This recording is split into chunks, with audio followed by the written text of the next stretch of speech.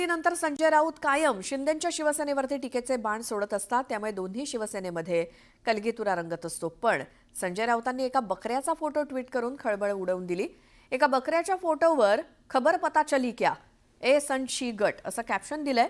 या फोटोनंतर राऊतांचा रोख नेमका कुणाकडे यावरती जोरदार चर्चा रंगू लागल्यात. याबाबत राऊतांना विचारलं असता 2 ते 3 दिवस थांबा, या ट्विटचा अर्थ कळेल असं सांगत त्यांनी सस्पेन्स कायम ठेवलाय.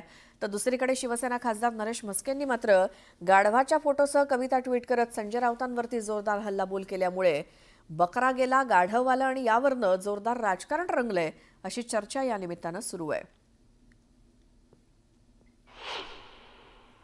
दरम्यान संजय राऊतांनी या ट्विटवरती काय प्रतिक्रिया दिली ऐकूयात.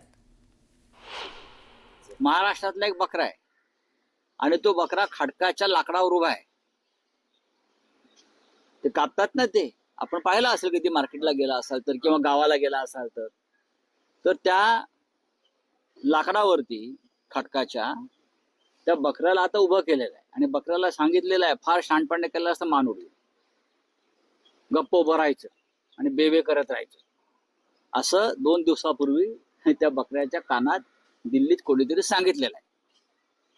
आता बाद झालं, तुमचं खूप ऐकलं.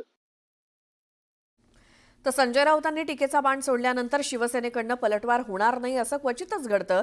यावेळी सुद्धा शिंदेंच्या शिवसेनेनं राऊतांच्या बकरावरती मांजराचा उतारा देत जोरदार प्रत्युत्तर दिलं. पाहूयात. अहो, असे ट्विट केल्यानंतर राजकारण चालत नसतं. संजय राऊत, आम्ही कमीत कमी बकऱ्याच्या भूमिकेत आहेत, तुम्ही मांजराच्या भूमिकेत सुद्धा नाही आहेत. तुम्हाला विचारतोय कोण?